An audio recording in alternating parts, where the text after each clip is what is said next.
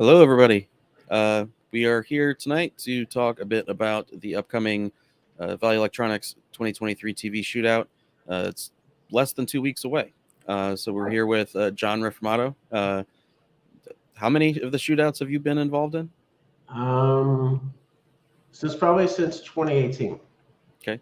Yeah, that was my first real heavy involved. I did some calibration before, but basically 2018 was when I was my first shootout where I was actually actively involved. Okay. All right. So I've been there the last 2 years, not as a calibrator, just as doing YouTube content and being invited. This will be my first year there as an actual calibrator. So I'll be there the week before, working with you and Dwayne and Jason Dustle. And we have, I believe it's 10 or 12 TVs to do, something like that. Pretty close. So yeah, we'll name all those off. Of course, they're subject to change possibly. But as far as I know, we are pretty much decided on that. So it looks like Dwayne is joining us. Good. So let me add him in. Hello. Hey, what's up, guys? Hey, Dwayne. Hey, how's it going? Good. Yeah. So Dwayne, everybody, this is you probably know him as D Nice. I know you weren't there at the 21 shootout that I was at, but you were obviously there last year. How long have you been involved previously to that? He's like one of the originals. Yeah, I know he goes back a long way. I've been involved in the shootout since 2009. Yeah. Okay. All right. Yeah, so pretty much the point tonight, we have some extra details that were, now mostly decided that Robert gave us the go ahead and we can start talking about. The big thing pretty much is the scorecard that was used last year and the year before has pretty much been scrapped. And we started fresh and redid the way the scoring is done, the categories. And what I think is the, biggest improvement is we have now a purely objective reference part, and that is what will be the king of TVs, is the winner of that. And then we're going to have more subjective testing in its own separate event right after. So for those who want pure reference accuracy and that's what they're interested in, it's more objective than it's ever been before.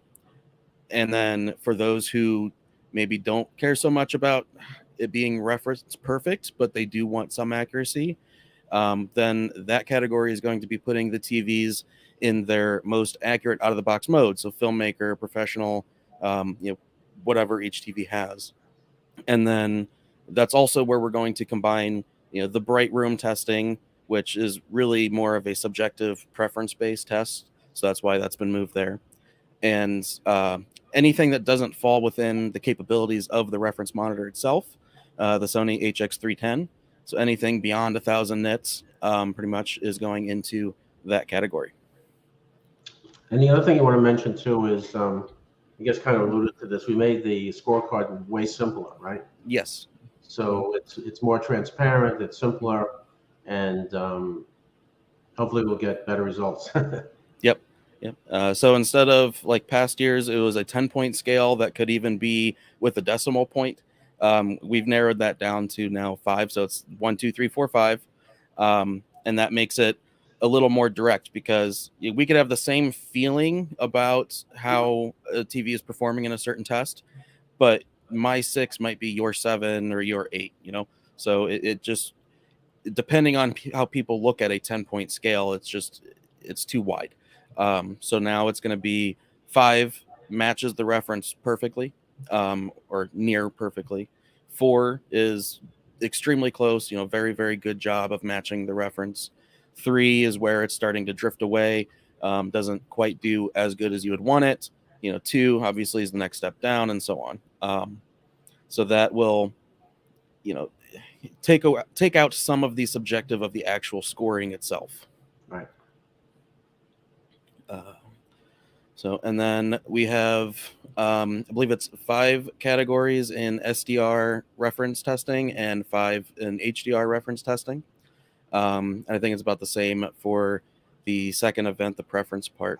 And day 1 will be the 4K, where we have obviously the A95L, the S95C, the G3, the QN95C, the Hisense U8K, and the Sharp XLED. And then day 2 is going to be an 8K reference winner event.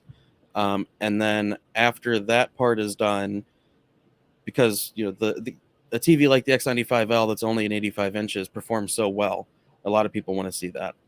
So we're going to have the I believe the Hisense UX, and I think maybe the QN95C at 85 inches, or I'm not sure if that's been finalized yet. But anyway, those large 85 inch 4K displays will come in and then compete with those 8K displays.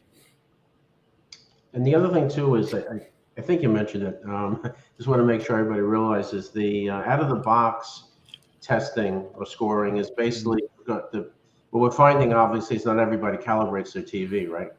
So find the TV that if you just buy it out of the box, which one would be better for those people that don't calibrate, right? We've been asked that question a lot, and I think this year, just to add to what Classy was saying, is we've been listening to what people have been saying over the years, about the TV shootout, and we've been trying to make improvements every year. But this year we just decided, look, let's just stop, look at all the comments we got with everybody that on the team together, and try to implement these changes. Hopefully, you're never going to make anything 100%, but if we can get it to 98 or 99% or close to that, we'll be doing better. Yeah, and it's going to keep happening every year. So, like I said, we've made major changes this year. And so, not everything will be perfect, of course. And then afterwards, we'll have a discussion, what works, what doesn't, and then try to implement that into next year. And, next year, make incremental improvements and so on.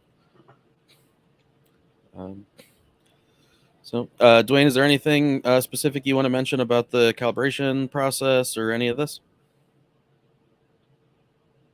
Are you still there? For me, it's just a standard calibration. It's nothing new for me. It's going to always be the best possible for each display and nothing less. So maybe you want to mention that we're going to use, mention the equipment, the Spectro and stuff, just for the people that are new this year that don't know, aren't familiar with the reference equipment that we'll be using. Well, we'll be using the same stuff as last year: Culinary Research CR300 as the Spectro, and Klein K10As along with CR100 as the color meters. And we're going to use Dwayne's Spectro for all of us who are calibrating, so we have one reference. And Dwayne, are we having 2 reference monitors this year? I know you're closer to this. I hope so. Yeah. Simply because it's kind of difficult to look at one center reference model. I mean, one reference unit when looking at 6 or 7 other TVs. So we need to have something in between so that the brain can process multiple displays at once against reference monitors.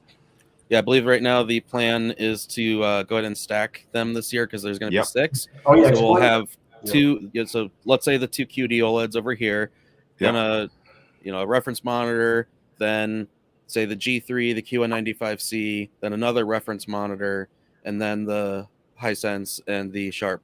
So that way you're not so far off angle from one reference monitor when you're trying to judge ones over on the side.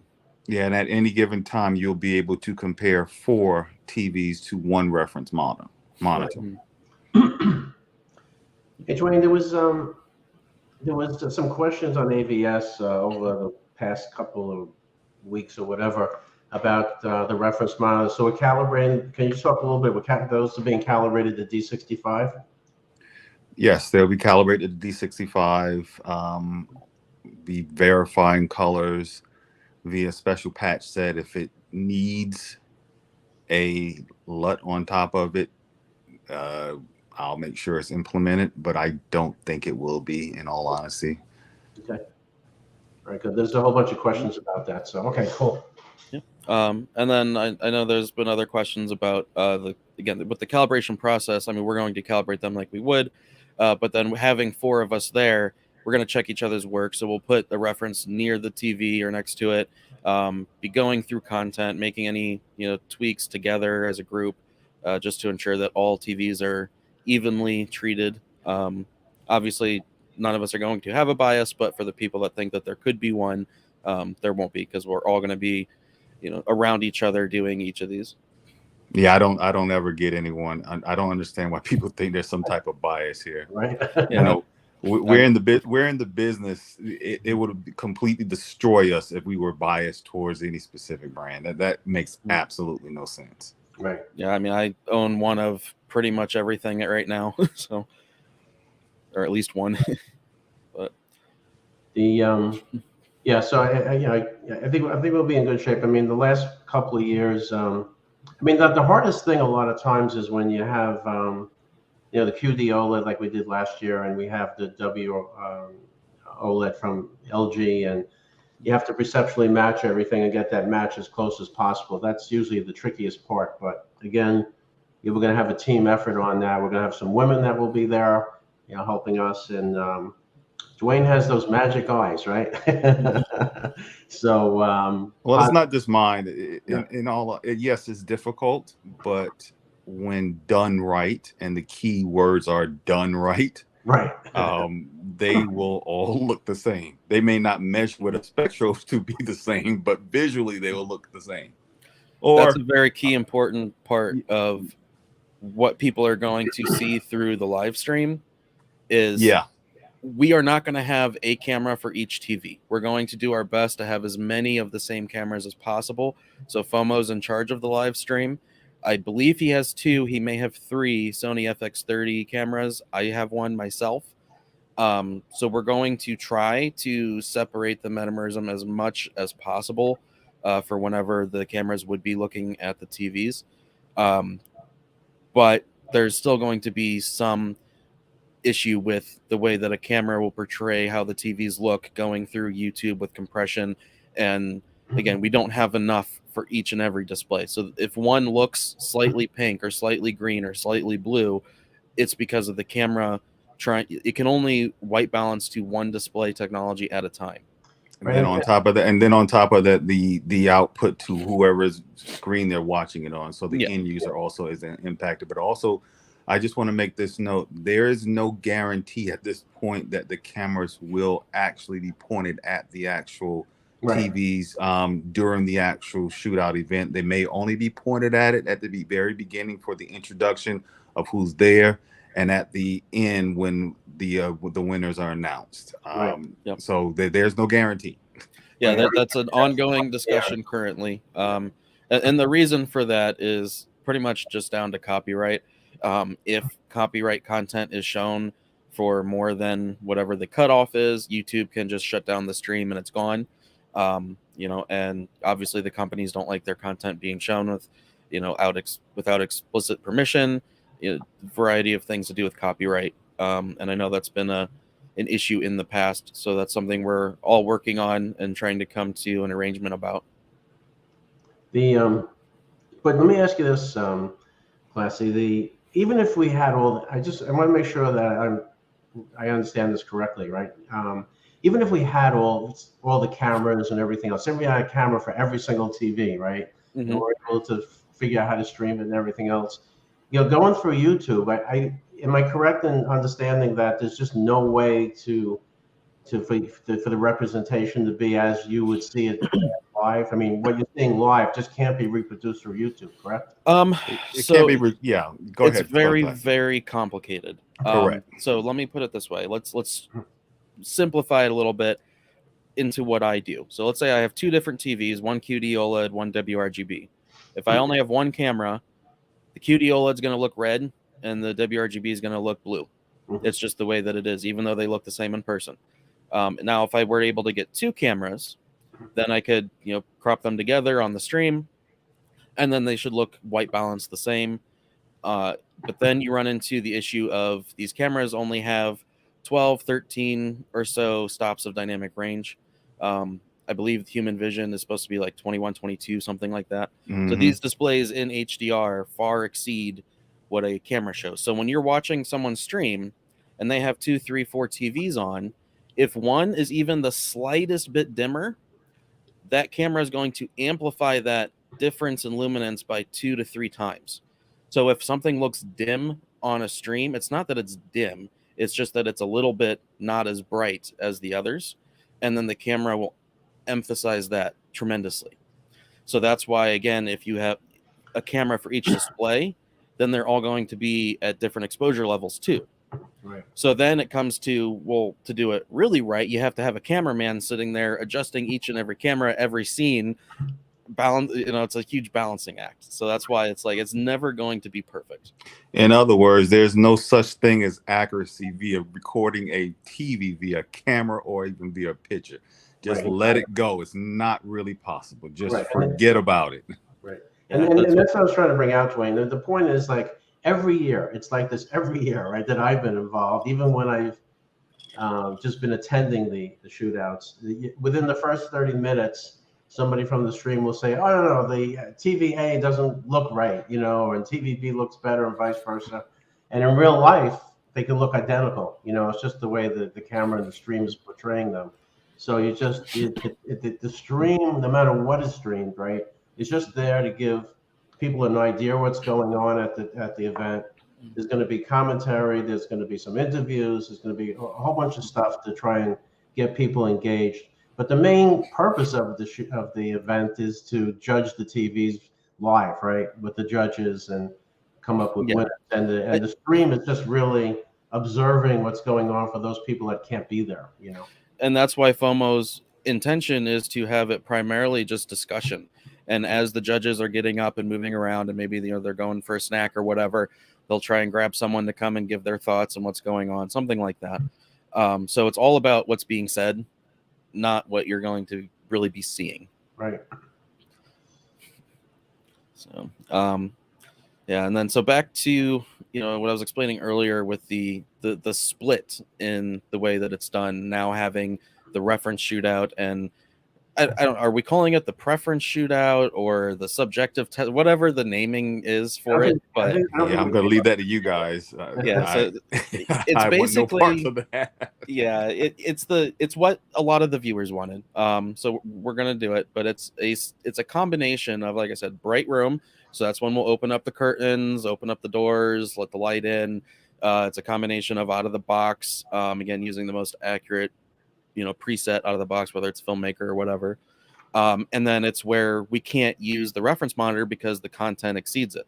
Right. So whatever content, we decide on for that, whether it's 2,000, 4,000, 10,000 nit grades, whatever, everything that's in the reference part, every single scene that we're selecting has been painstakingly gone through to ensure that it does not exceed the reference monitor, but that it comes as close as possible where it's needed. So like with motion, it doesn't matter.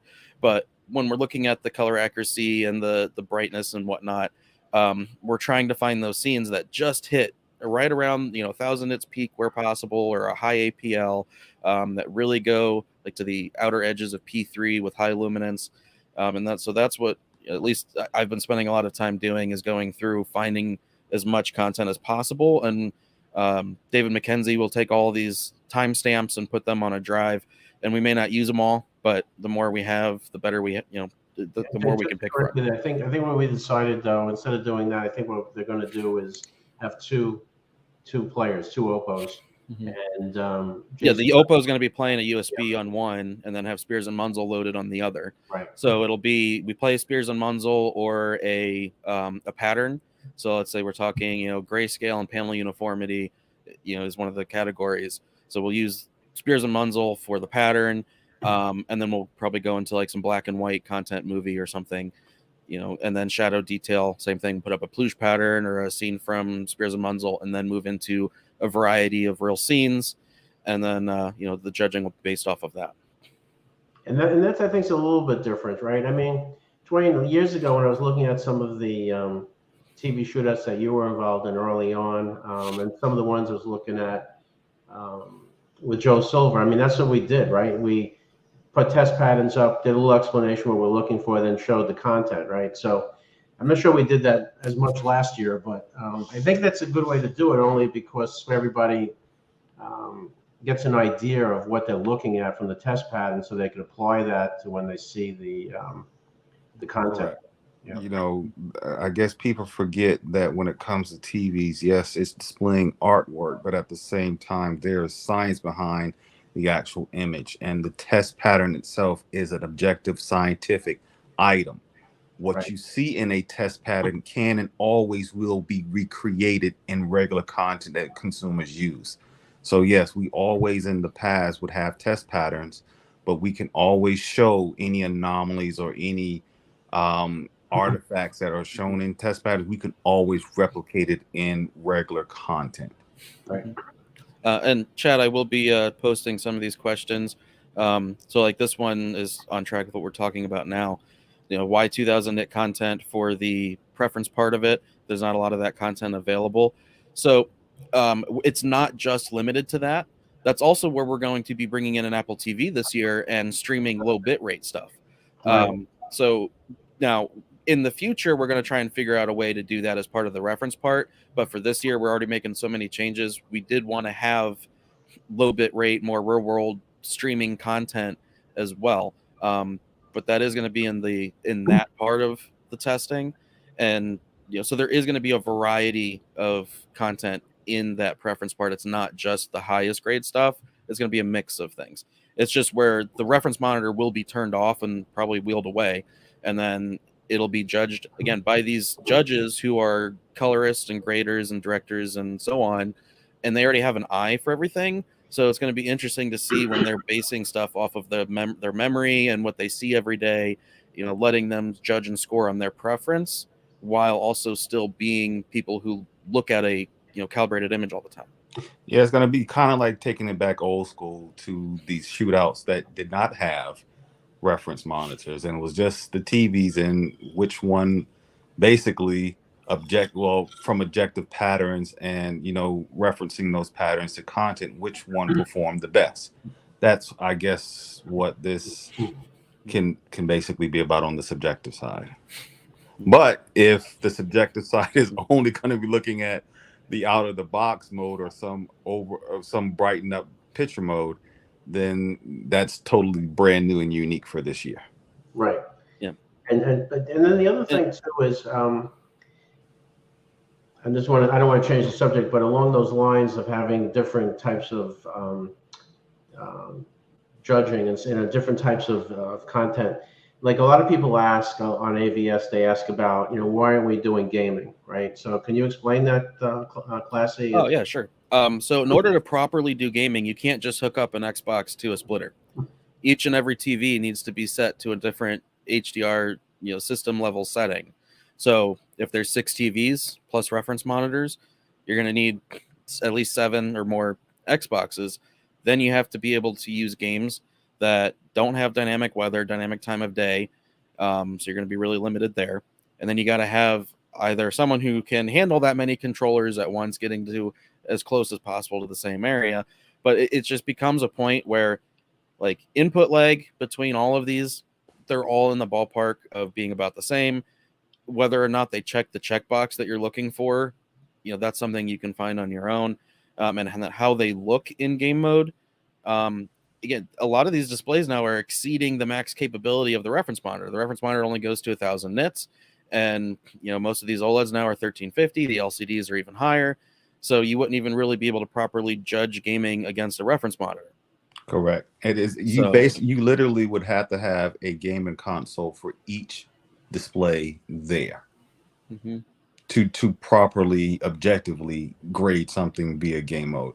It's very similar to why there is no way possible to compare Dolby Vision in the shootout properly, because of how Dolby Vision is with its metadata and how it interacts with the TV itself. Yeah, it's you have to have a Dolby Vision piece of content for each unit because of the communication between the TV and source. Yep. And then as far as the Kaleidoscape, we did talk about that. That's a David McKenzie concern, and you know, there was discussion about that.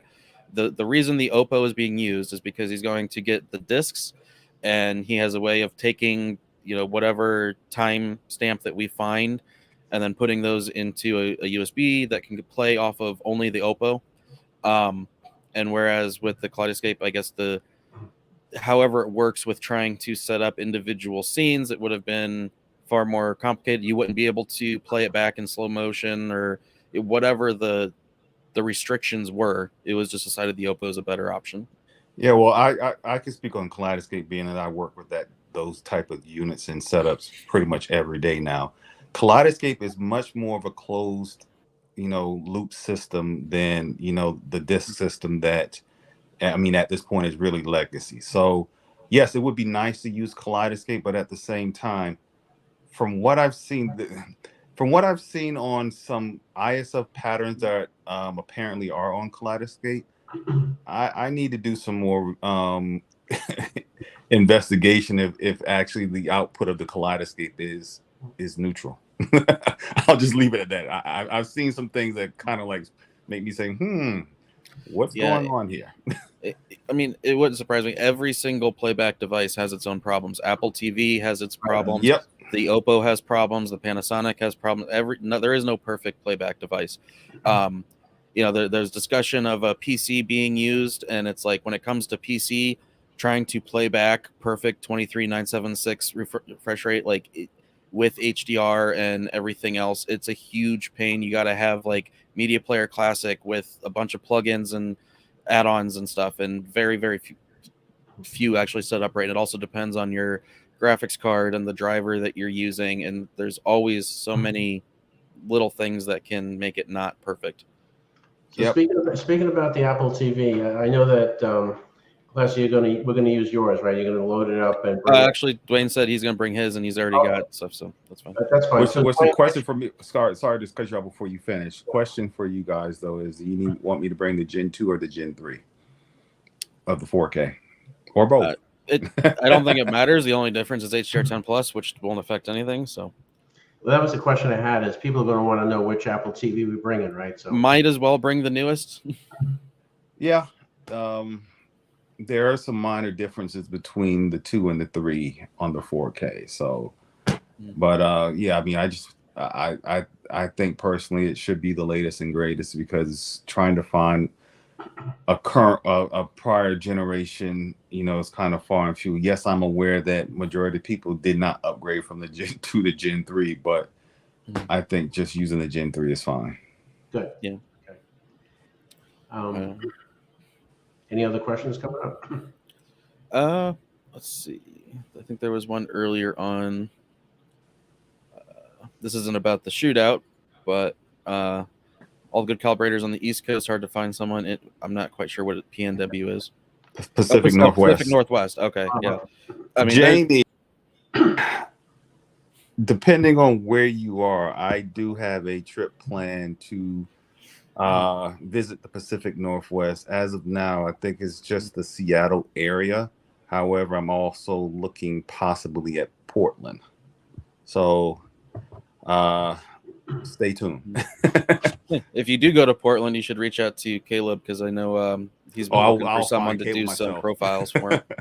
So that was the other thing. Speaking about Caleb, so does everybody know that Caleb is hosting the event this year? Yeah, so Caleb's the MC again. Now, being MC does not mean that he's decision making. I know he got a lot of harsh comments about last year, not about his performance, but over like things about the shootout itself. So, he makes suggestions. He's another one of the group that gets together and decides everything, but he is not like in charge. And some people seem to have thought that was the case, but he's the MC. He's there to guide everyone through it. So I'm going to go through some of these categories that we depict on. So when it comes to motion, so when it comes to the reference part, obviously all the motion is turned off, and we're going to be judging based on, native 24, 23, 976, playback, is pull down, working correctly on all the displays. But then we added motion processing to the preference part.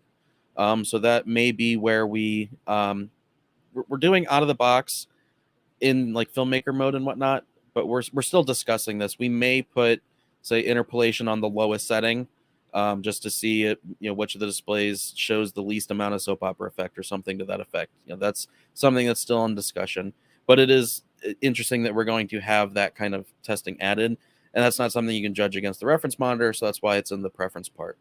Yeah, basically when it comes to motion on the objective part, we're looking at how well the display can replicate 24 frames per second, and also how well does it extract 24 frames per second from like a 1080i signal or something like that.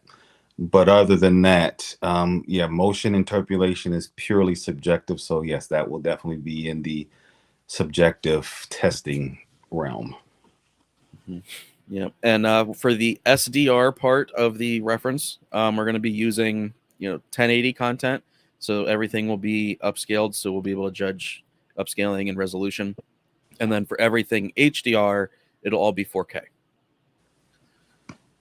And then so we got grayscale and panel uniformity I mentioned earlier, shadow detail.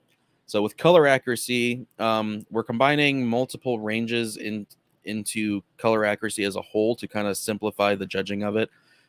Except for in HDR, we will have color accuracy, which is anything from dark to mid-range colors, and then we have high APL luminance with color for the brighter colors, and so that's where tone mapping may have an effect. And so we don't want to use words like color volume, where things can, whether that's the saturation or the tone mapping or whatever, can affect how that looks. And it's just going to be more globalized, so that it's a more simplified answer. Is it because it can be oversaturated but not bright enough, or it could be too bright and too saturated or not saturated enough. It goes in 3 dimensions. So we're kind of combining all those dimensions into one category. Yeah, and also, I want to make a note that we will be testing content, regular content that was clamped to P3 colors, and content that was not clamped to P3 colors. So that way, there's no like favoritism to either Wrgb OLED or even current mini LED LCDs that don't have very great color volume and color saturation for Rec 2020 compared to qd-oled and vice versa. And then another thing too is everybody keeps asking about the near black color saturation issues that we've been seeing in some of the other panels and stuff. And that will be in this category too, right? We have content that will show that. I think it depends on how much or how many scenes we have overall. Because those are darker scenes, they may appear in shadow detail and color accuracy. We may reuse them. It just depends on the scene and how many, because we're trying to have 3 to 5 real movie scenes per category. Right, and the only thing that matters is how well the display matches the reference, which is the BVM HX310. That's all that matters. So if the 310 is showing the piece of content as being desaturated and the TVs are matching that, that's all that matters. If something is showing that is too desaturated, that's going to be pointed out. If something is being shown that is overly saturated on these TVs compared to the reference monitor, that's going to be pointed out also. But the reference monitor itself is the Bible, basically. That is what matters. Yep. So, and then let's see, we have, so in the preference part, like I said, motion processing. Then so again, for this is going to be bright room. So in SDR, so again, we're going to be using the out of the box filmmaker, whatever. The one setting that we are going to change is just putting them on the max brightness because it's SDR bright room. So whatever 50 or 100 on the backlight or the OLED light or the brightness, peak brightness on max, whatever, just max brightness they can get for SDR. And then, that's where sports content will be shown and things that go along with that. Then for HDR, we're going to have the HDR highlight impact, HDR highlight detail. So whether it's, because this is the content that's going to push beyond the capabilities. So this is where tone mapping matters. So they'll be able to judge, how much do they like how bright this highlight has gotten and how much do they like the detail that's being shown in this highlight. Because that's, the trade-off you have to make with the way the tone mapping's done. HDR shadow detail, and HDR color fidelity. So we're calling it color fidelity because, again, it's going to be very bright. Tone mapping's involved, and it's a full encompassing term as far as the color. And you then know, go ahead. I'm I sorry. was going to say, and then we go into streaming content, low bit rate content, stuff like that. Yeah, I'm curious to see how well these TVs are going to handle looking at what's going on in tone mapping if we pause the scene in these high AP, well, these with these specular highlights that might trigger ABL. Right. I was just going to bring that up, Dwayne. So, how are we testing that? I mean, basically, you know, we're not. One of the things I was concerned about is like on the LG, you can go in, or maybe not anymore, but they've kind of fixed, I think, the TPC, right? If it's paused, not really. No, if it's paused, it will still dim. Correct. The Sony pretty much doesn't very much. The Samsung, you can disable it in the service menu, but if the plan was to play each scene, we're talking less than a minute, 30 seconds to a minute long scenes, 2, maybe 3 times, and then have it being played back in very slow motion. So a frame every couple seconds or whatever however much time we have, however slow we can make it. So I think that if it's playing back in slow motion, it shouldn't dim, but we'll be able to observe those details well. Correct, because we're not going into any of the TV service menus to disable their ABL protection circuitry on either Samsung or LG. We're not doing that this year. Right. And that's important to know because people, for right or for wrong, right? A lot of people go in and make those changes, and it's problematic understanding what effect it has on the panel over time and all this. So we really want to have a level playing field and just leave it the way the manufacturers have it set up, right? And we'll see how it works. But along those lines, people have been asking about if they watch sports like hockey, right? I know, like on the A95K, and I don't really watch sports, but I don't really see it on my set. But they were saying that if you're watching hockey, after a while, the A95K would, if you had the logo on, right, the logo dimming would kick in and dim the set. My first question to those people would be, what is the brightness light? What is the light output of the TV when that's happening? Right. Yep, and that's part of. Yeah, it's always all the way up. Yep. So that's why we're going to have SDR with max brightness, and we have SDR max brightness is a category, SDR color fidelity is a category, and then SDR sports overall at max brightness is a category. So if the TV is dimming because the sports are playing for 10 minutes, then that'll be judged on. Yeah. It's important because the point is, in the way I see it, I mean, I haven't calibrated as many sets as you guys have this year, but you would think with the greater overhead that we have now, right, the panel brightness, if you didn't have the panel all the way up, it would probably dim a lot less, right? Because it would take longer for the protection circuitry to kick in. So it's all right. So the way that it generally works is if there's enough static images on the screen detected for a full minute, then it will start to dim. If your peak brightness or luminance is on, say, medium or whatever, the percentage that it will dim is less than if it's on high. Right. But because high is already brighter, it generally works out where it's less noticeable if it's on medium or low. But obviously, so if you're starting at, say, 600 nits and high, and then it's going to drop down to 300, that's a big noticeable change. If you're on medium and it's 400 nits and it drops to 280, it's a smaller drop that's maybe less noticeable, even though it is in the end less. And then the same with low, maybe it only goes from 220 to 180. It's a very small drop, less noticeable, but you are resulting in less luminance in the end. So it's really someone's preference. I think the more that it changes, the more noticeable it is, the more annoying it is. So I always tell people to keep your peak luminance setting as low as possible, so that it is less annoying. Yeah, in general, if you keep it under the full screen brightness output setting limitation, then you should be fine on this dimming. It always amazes me with people with sports, which I also watch all the time, that they want it to be all this super bright, but they forget that it's mastered to the same exact specifications as any and everything else that we watch on TV. So it's pretty much the 100 to 120 nits that the trucks and everything else are looking at these cameras who are what are filming the actual live sports right now. It's just that's how it's supposed to be watched, guys. 100 to 120 nits. If you like it over 120 nits, that's fine, but that's when you're going to have to accept and deal with all of the banes of our existence that are all caused by Energy Star. Right. Well, not only that, but I mean, there is. I mean, the point is, these one of the things that, every time I read AVS, it always makes my hair raise, because being an engineer, I mean, I understand a little bit about what's going on, and the fact that the panel can only get so hot, right? You know what I'm saying? Before you start damaging the pixels or whatever they're made of, right? If it's an LED versus OLED.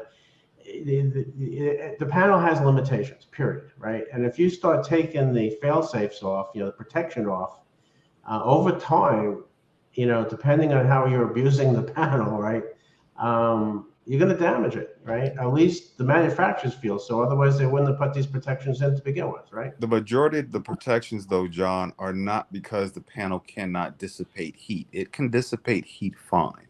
The problem is dealing with the worst creation to video fidelity ever in this history of video, which was Energy Star.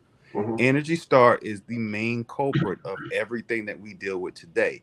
Because yes, if a manufacturer wanted to create a TV that had no ABL or was not severely impacted by ABL, they just plop on a larger power supply. Case in point would be that are used in post-production. They have no ABL, none. I shouldn't say that. The Sony 310 has no ABL. The 300 has ABL, and the new 3110 has ABL also. But it's not really so much so the individual pixels and dealing with heat dissipation. It's more so the power that has to be clamped down to the requirements of Energy Star for it to be sold in the majority of the countries that respect Energy Star today, which is, the United States, and I think the EU also is even worse with power consumption requirements. Right. Yeah. Yeah. The EU just passed all that stuff last year that it dealt that's more. why we got more yeah. energy saving, settings and whatnot to disable this year. Yep. So that's the main problem. Yes, with any organic display technology, if you keep a static image on it long enough, yes, you will overage those particular subpixels for that area. That's always been the case with any emissive organic based display technology. So that's absolutely the case. However, the majority of these displays can handle 500 nits of light output. Continuously. That's not a problem. Now, I'm not going to speak on HDR or anything like that, but 500 nits is pretty much bearable on any modern TV technology. Here's a question for you guys. There we go.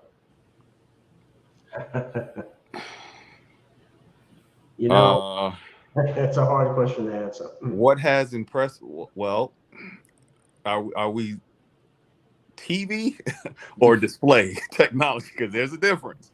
If you're saying TV, for me, I would say the most improved this year would be Wrgb OLED technology. For sure, yeah. But I would have to say, the most impressive because of what it's capable of doing still would be qd-oled for me. Yeah, I would agree with what Dwayne just said, and also to add to that, I haven't seen the A95L yet, and I have. Yeah. So yeah, and Dwayne has, right? So, and then I understand from FOMO that the latest firmware that they loaded the other day, right, made it even better, right? So, until I get to New York next, a week from Monday, we get to see these TVs in person, I just really want to, hold off on that answer because I haven't seen them all, especially the A95L with the new firmware, and I'm hoping that it's good. But for sure, I mean, I like the qd-oled. I'll be honest with you. I mean, the LG came a long way. The MLA is really good, but I think the screen uniformity is still an issue to some extent, and it affects a lot of different things. And it's just more comforting to know that if you get a qd-oled, there's a better chance of it coming good, right? Getting a good screen versus not, with a WOLED, having potentially more of a probability.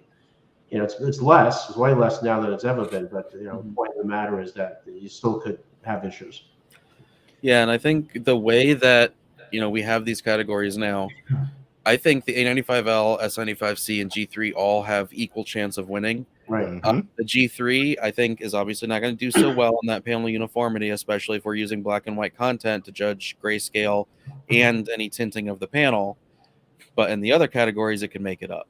Whereas, the Samsung and the Sony each have their downsides that, they could suffer from. So, again, I think it's going to be the closest between those three that it's ever been.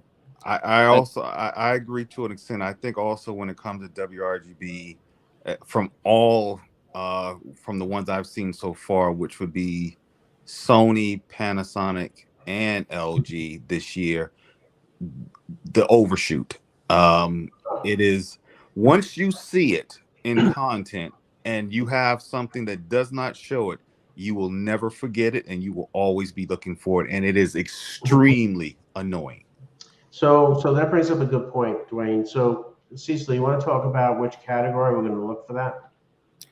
That's going to be a mix of shadow, detail, and color accuracy. Again, so we have some darker scenes and some scenes that, I believe one of the scenes we're going to use is the red flare from Monster Hunter. Is that what it is? Yeah. There's plenty of scenes that actually exaggerate that actual issue. Like it's just this year it's worse than it was. What I'm finding too is whenever you're streaming content, it's not so just the chrominance overshoot. It's any of those darker areas, especially if there's flickering candles or anything like that on the wall and there's a pulsating. Yeah. And it's a combination because like overshoot is really, really near black, but it's like anything just above that. And measurably, I can measure a C3 or G3 or an A80L or whatever at 10% or 15% stimulus, and you just see the saturation is terrible. It's all over the place. So whatever causes that, and with the low bit rate content, it just makes it so much easier to see. So when we do go to the preference side and have the Apple TV hooked up and we're looking at low bit rate, any of those problems will be shown. Yeah, one more thing that I've noticed and I've documented for myself a long time ago is that pulsating that you're talking about, Classy. That is related to some settings in the service menu. So I noticed, like on the Sony ADL, if you put it in graphics mode, all the processing's off, you really don't see too much flickering and dark scenes.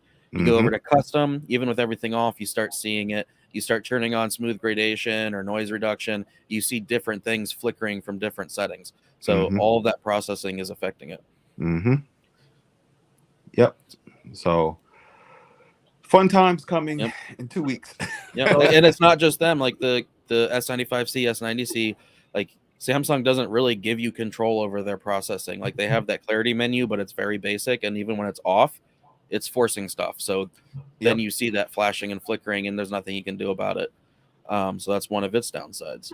So again, no TV's perfect. Everything has its downside, and that's again they each, I think, in my mind, have equal opportunity here. And whether whichever one wins the reference, good chance it probably won't win the preference part. I mean, we could be surprised, and one of the LCDs might win that just because it's so bright. That's right. Yep. So another question. I don't know if this. I don't want to. Are we done with the scorecard yet? I was just gonna put in my pick for what TV has surprised me the most this year is the X95L, just because of how good it is for an LCD. I That I'm just was actually going to considering talk buying about it. that too.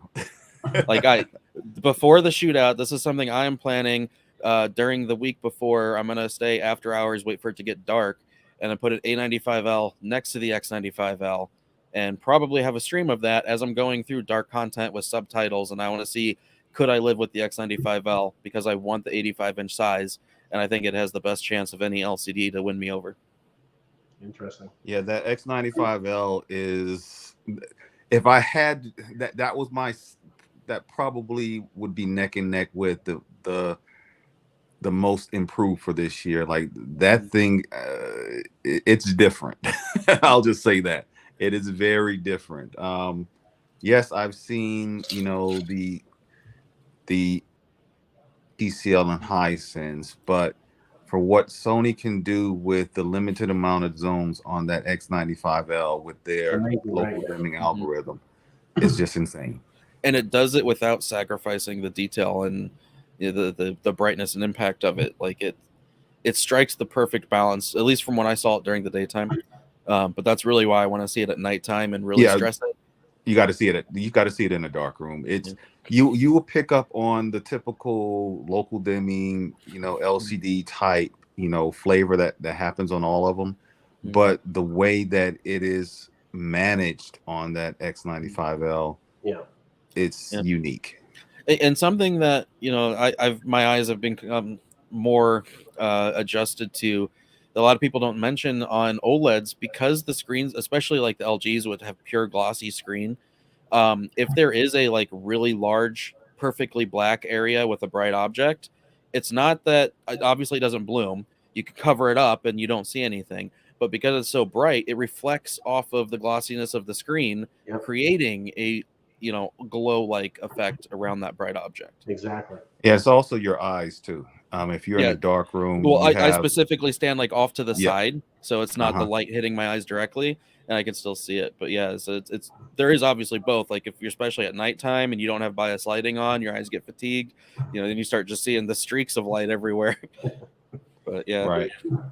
The other thing I wanted to bring up, every year we get this, every year, okay, since I've been involved, is what about the calibration reports, okay? You know, I've always stated how I feel about the calibration reports, but I was just wondering what you guys would think. I mean, what, you know, as we calibrate, we're going to document what we're doing, right?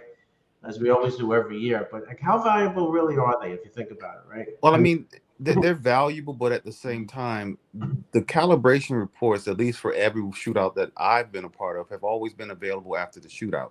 Right. It was never a mystery as to what it was calibrated to, or how did the calibration, you know, what was the result of this TV's calibration, et cetera, et cetera. They're documented, so there's nothing to hide, and I don't see any reason or anything as to why this year will not be any different. They will be available. If someone wants to see it, it's available. Just like last year, you know, you can nitpick it all you want to, but I mean, that was the performance of the display, and it wasn't like someone gave up on a calibration of a particular model, et cetera, et cetera. No, this is how the display performs. Not every display performs the same as another particular unit. Yes, we do our best to get a good unit from, you know, what's available, but we try to genuinely keep it as close as possible to what the average consumer would do if they walk into any store or went online to any online shop and purchased the actual display. There's no guarantee you're going to get a pure cherry picked perfect unit, and Right. that's the whole point of what we do. So don't expect perfection just because one calibrates better than the other. That's just how it is. And also, at the end of the day, I mean, you know, I've always felt this way. No matter how it calibrates, you know, it's really what your eye sees, right? What you visually see, the content playing, you know, one set compared to the other.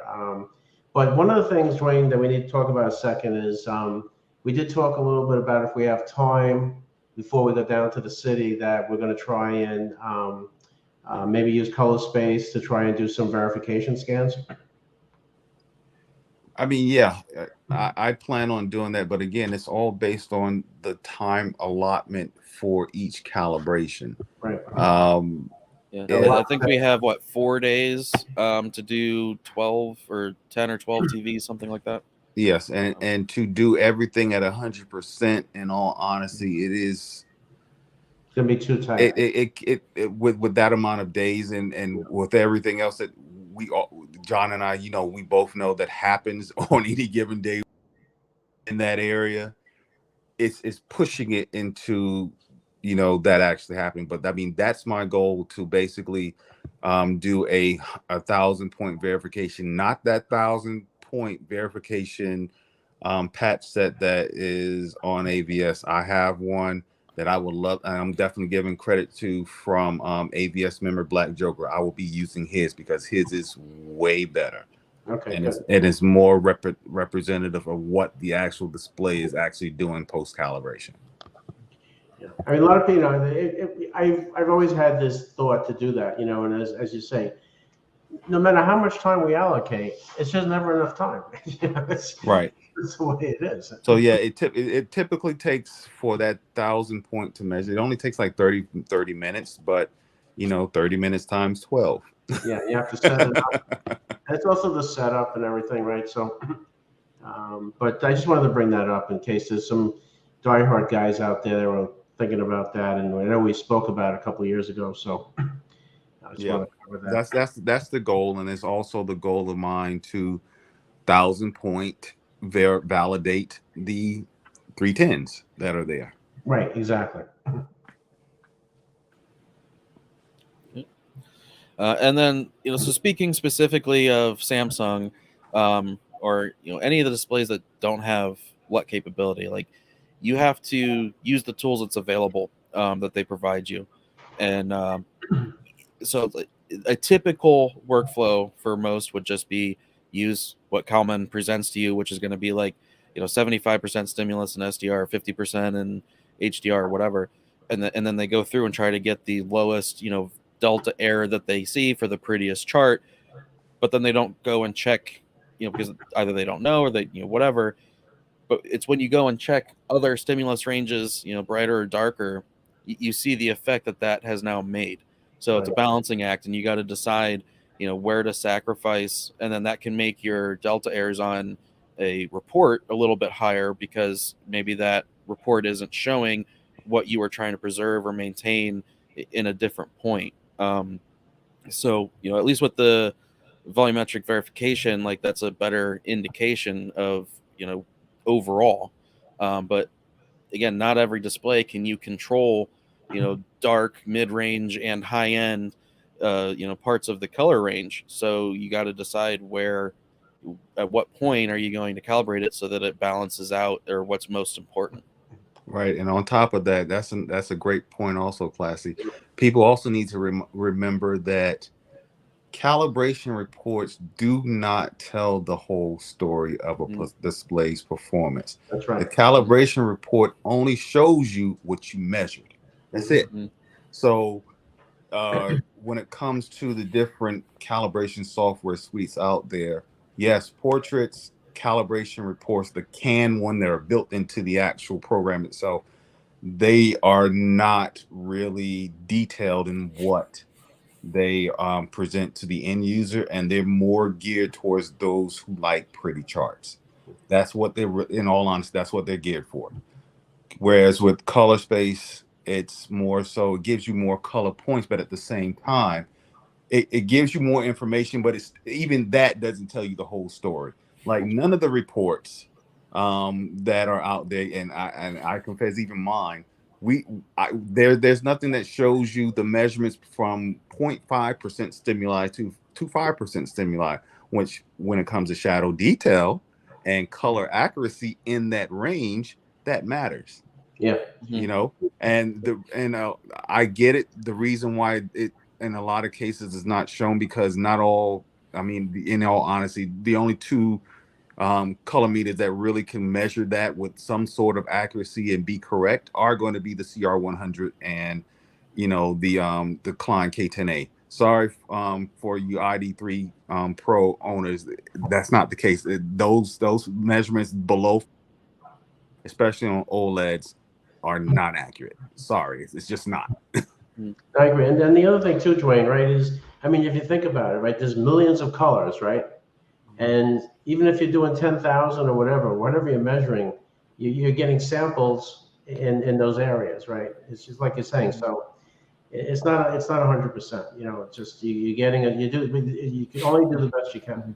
Correct. Yeah. And that's also why when it comes to validation of a calibration, I don't measure in the validation, especially with color space. I don't measure the same color points that I had already measured for the actual profile.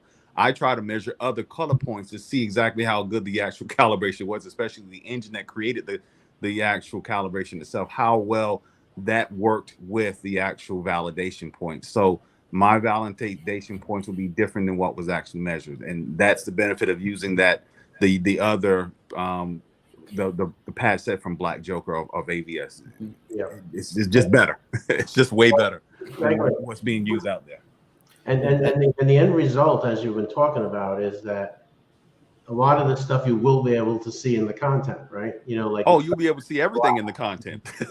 Yeah, that's why. So like with LG, or you know WRGB, you know, so whether it's a G3 or C2, G2, whatever, you know, those preset workflows focus on that like mid range, and then so when you see an LG review and it's fantastic, it's because they focus on that mid range. Like their technology Correct. is great in that middle.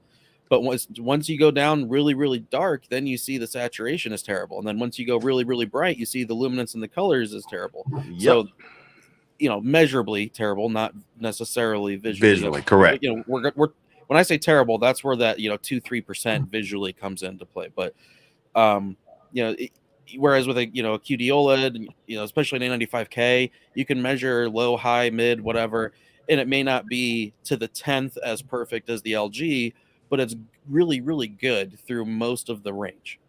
Yep. So yeah, so that's why I say, again, when it comes to calibration reports, they're only a representation of the measurements that were taken for the report itself. It does not show the entire picture of the actual picture quality. And that's why we always verify with content. And you know, again, part of this calibration process isn't just doing the calibration and then having the report and saying, oh, we're done. Yeah. You know, that's where we get the monitor next to each display and start going through the content and see, does anything stick out as wrong that needs to be corrected. Right. That's the whole thing. Good. Any other questions coming up? Doesn't seem like it. Yeah, I mean, we're going for about an hour. I think that's pretty much really all the details about it. I just wanted to, like I said, put out some corrections and address some of the confusion I've been seeing about it.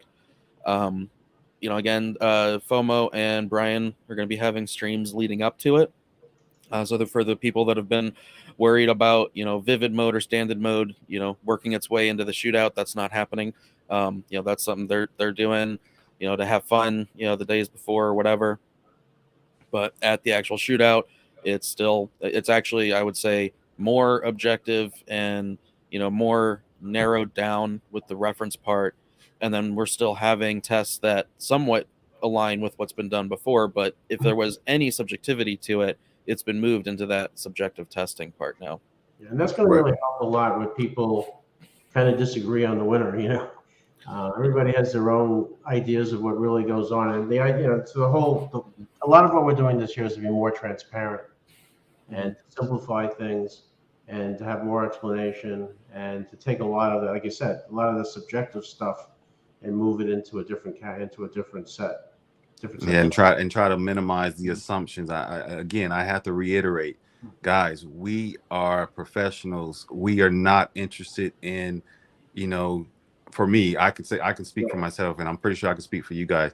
I am not interested in basically, you know, sugarcoating, trying to make one display better than the other, or any favoritism or anything.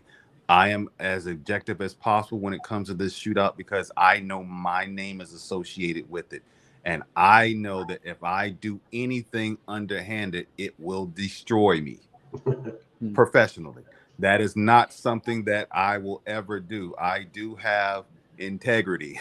I do have personal morals. No.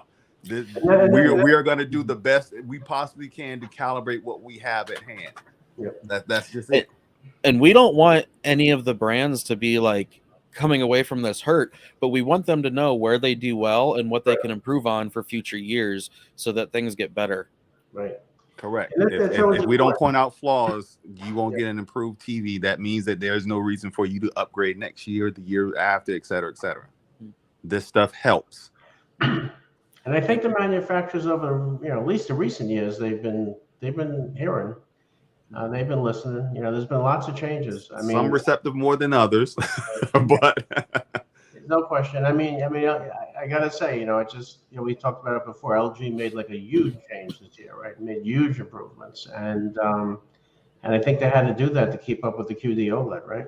So yeah. I also have to say, I will also say that Hisense and TCL are very receptive to feedback, and they do listen and make changes very quickly. So, I know there are other brands that are not the same, in that manner, but I know at least those three brands, LG, Hisense, and TCL, absolutely listen to feedback on their products and make changes as soon as possible. Right. Yeah, and so TCL, we were going to implement the QM8 into it, but TCL declined. They don't feel that their display is, at least in the reference part, where it would be able to compete well.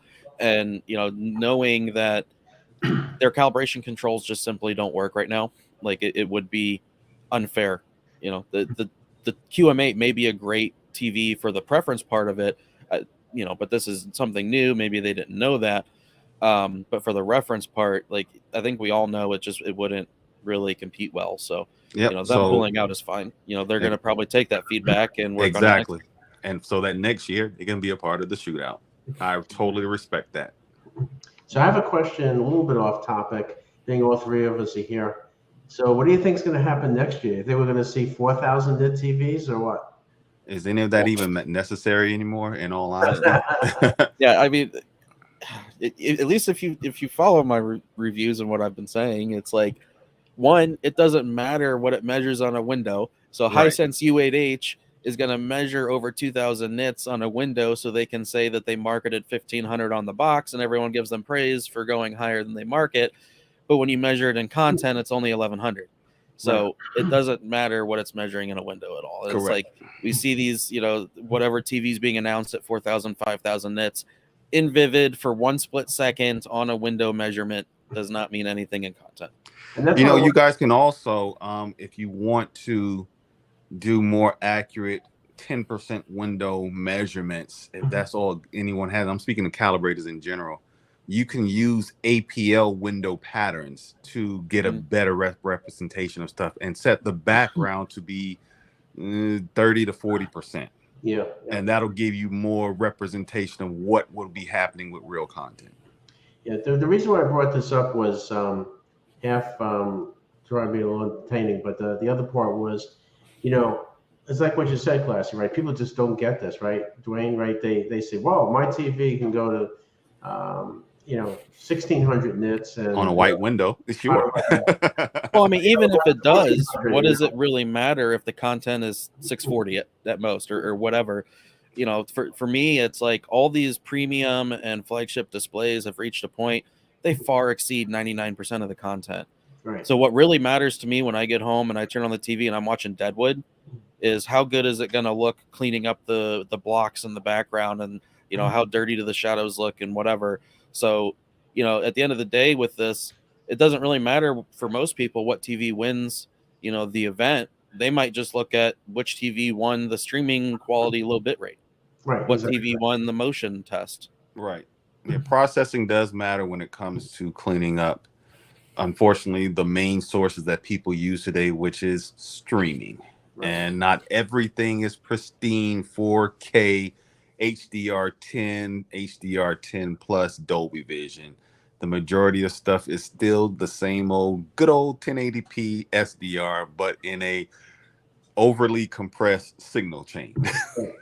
And Dwayne, you brought up a really good point, right? I was looking at a statistic the other day because they were talking about Blu-rays and stuff and how many players are being sold, discs and all this other stuff. And now it's just overwhelming people streaming, right? Yeah. And even on Netflix, right? So here's a great example. Like there's all these different tiers, and depending on how much you pay, depends on how much HD or Dolby Vision or HDR10 you get. And many people I know, they have Netflix and they don't even know about these other tiers. It's just the more expensive. No idea. Yep. They go out and they buy this. I did this for a neighbor the other day. He has a really good high-end Sony TV that has HDR, Dolby Vision, and he's got the cheapest Netflix plan. So he upgraded it, and he's going, "Wow, I got like a brand new TV now," because he could see things totally different. I would say 40 to 50% of the calibrations I do, they're on the lowest tier of Netflix that's only an SDR, no HDR, or they have like a Chromecast that is forcing everything into Dolby Vision or whatever. Yep. It's all stuff that I have to either correct or help them understand when I'm there. Right. So all that's important, and that's why I think the perceptual, out of the box. I think Robin had a great idea with that, trying to force us to do that, in the fact, so that we, because the people that don't calibrate, the people that just want to find the best TV for whatever, like you're saying, whatever streaming they're using, it's valuable to that, to know which TV is best. Yep. The next challenge is to get the streaming device makers to stop forcing things into Dolby Vision out of the box or misleading people to enable either HDR or Dolby Vision. I'm talking to you, Apple, out of the box. Yeah, I feel like that. just match frame rate, match range should be a set standard on all of these devices, and it's not. And then you have, the Roku Ultra, which does hit a lot of the check boxes, and then you dive deep into it, and it's playing HDR and 8-bit. It's really crazy, right? So, all right. Well, anyway, Classy, thanks for setting this up. I hope we've answered a lot of questions that people have been having. Dwayne, thanks for helping us and coming and giving us some of your information, your knowledge. And no other questions coming up, Classy? No. Just to clarify, the Roku does that with certain apps. I gotta add that in there, or someone will get mad. But yeah. So it's that there's no perfect device. You can have an Apple TV, a Shield, and a Fire Cube, and you might be on your way to 90% of the apps playing properly. But it's like, if you want the best Amazon Prime, you got to have their box. You got to have a Fire Stick or Fire TV Cube. Yes, yep. For Amazon Prime. When it comes to Apple TV Plus or anything iTunes, the best way you're going to see it is via an Apple TV, not via the internal apps, not via a secondary, streaming device. It has to be an Apple TV. Yep. And then all the TV's internal apps play at 60 hertz. Yep. So I have one other question I forgot to ask that may come up or may not, that people have been talking about. How important right now is having a TV? Like, for those people that don't buy a TV every year, right? The people that keep it for, I don't know, 2 years, 3 years, whatever, right? How important is it to have more BT 2020 coverage, right? Because we look at the qd-oled and we see that the BT 2020 coverage is higher than the Wrgb, like with the LG, for argument's sake. So I know the answer. I just want you guys to talk. I would say for basically anything prior, you're talking a few moments of a very, very, very small amount of movies or shows or whatever that would go beyond P3. However, there are starting to be more content that can and does do that. Yep. Especially with gaming. Now, not all HDR games, even if it's a pretty good-looking HDR game, most of them are still 709 or P3 or fall within that space. But the other thing too is a lot of people think that if it's beyond P3 and into BT 2020 that it's going to be bright and really poppy colors. But no, you watch the Spears and Munzel HDR analyzer. It's a lot of those really dark, shadowy tree areas and stuff. That's the BT 2020.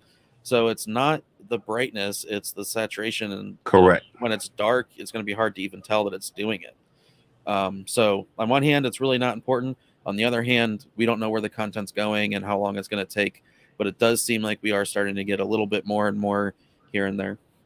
Well, I can tell you, with dealing with post-production, they are definitely looking into the new tier 1 mastering monitor that is a qd-oled. So they will, once they start migrating over to it, yes, you're going to start seeing more and more stuff that's not just clamped to P3, and it will be geared towards more 2020. The fun thing, guys, which I'm pretty sure a lot of people have not seen, is watching stuff that can go to 2020 on a true Rec 2020 display. I've seen it. It is mind-boggling. Yeah. Well, Phil Holland's bringing a lot of content, so it'll be interesting. We're gonna have to ask him that question.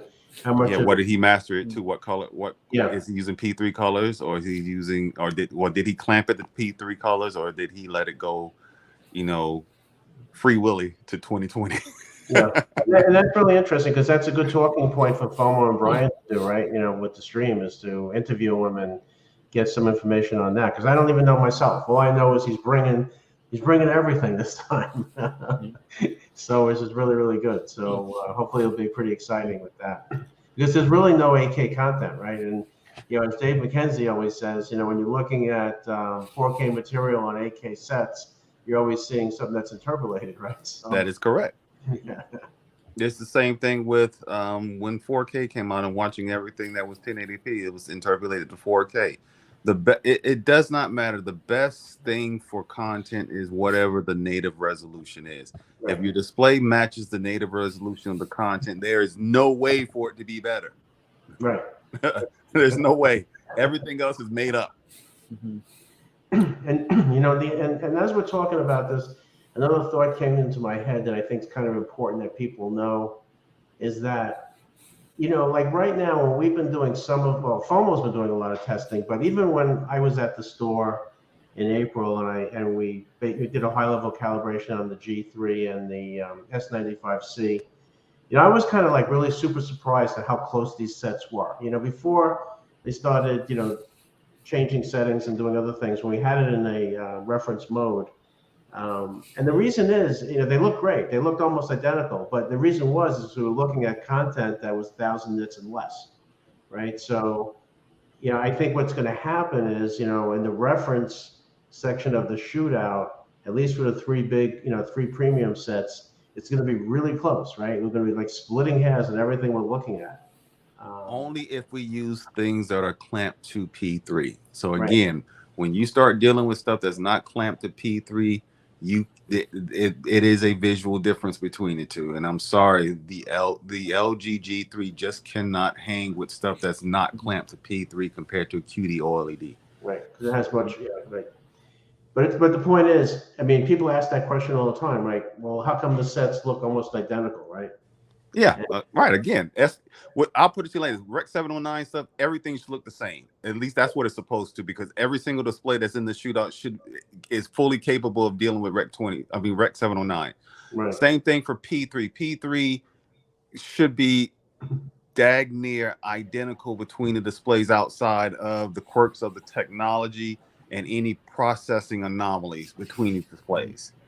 When you go outside of P3, that's where you start seeing, the differences and, where the rubber meets the road, basically. Right. And that's where the outlier is going to really show. Yep. So yes, again, most content today is clamped down to P3, but I can say with confidence that is not going to be the case over the next 2 to 3 years. It's just not. Yep.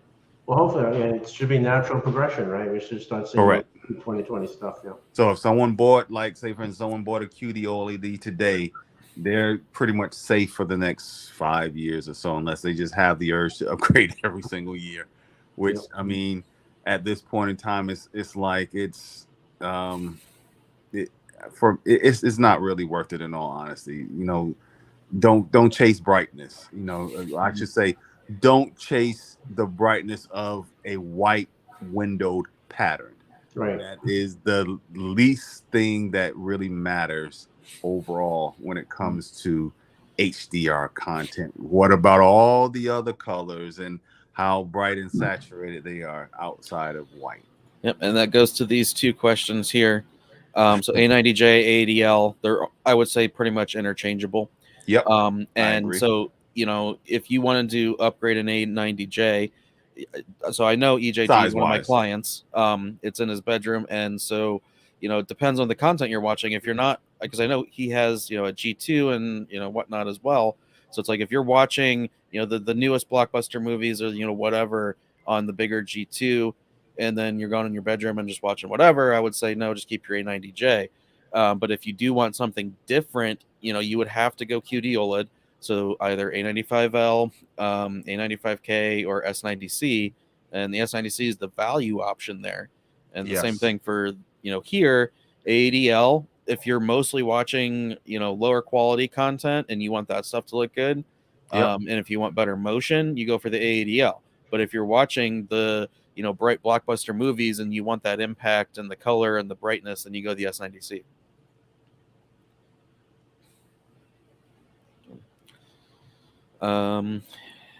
Yeah, and then real quick, this last one. So, you know, you were just talking about the WRGB. So with the G3 and P3 content, I think it's about 90% for the luminance before it falls off on the G3. So there is that upper end, you know, part of the P3 content where the G3 will fall behind, but it's also a pretty small amount when it's in P3. It is when it goes beyond P3, then it just physically can't hit those colors.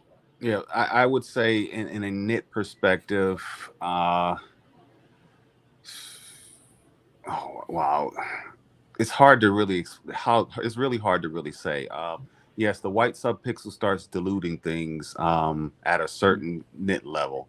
Depending on the color, that can be that it can vary. So yes, that's the problem with the white subpixel of the WRGB technology. It's going to always dilute colors, but it dilutes less colors with P3, but it compared to 2020, and it does not dilute any colors with Rec 709. Right. Unless you're an SDR pushing 600 nits. Right. And I was going to say, except for when you're pushing over 500 nits on SDR, that's when you're going to see dilution of colors with Rec 709 on a WRGB OLED. And that doesn't matter brand. It's agnostic of brand. It's just the technology itself. Mm-hmm. All right. And then for this, always, you know, especially same technology, go for the bigger size. Mm-hmm. Absolutely. So, all right. But thank you guys for coming. Yeah, again, we're a little bit over how long I thought this would be, but you know, thank you for your time. No worries. And, you know, we'll be seeing each other soon, getting to work. If anyone has any further questions, there is a 23 shootout thread on AVS forum. You can ask your questions there. I know John's been in that thread quite a bit. Yeah, and that's pretty much about it, I guess. So, you know, hopefully everyone's getting excited, and you know, again, I think they all pretty much have equal chance this year. And I don't know if I would have said that in previous years. No, it's going to be really interesting this year. We'll have some. We're going to have some fun. We're going to try and have some fun, right? And when I say all, I'm not counting the LCDs. And we did try to get the LCDs their own shootout, so we're going to try that next year.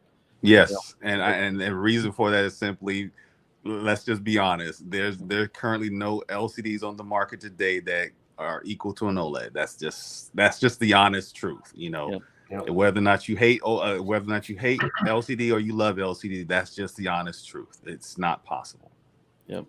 Yeah. Even as good as the X95L is, correct. It's in a dark room in a reference setting, it's not going to beat the A95L. Exactly. But it's bigger, so it's more immersive, and that immersiveness pays a part. There you go. So, all right. Thanks everybody. And we'll see you soon. All right.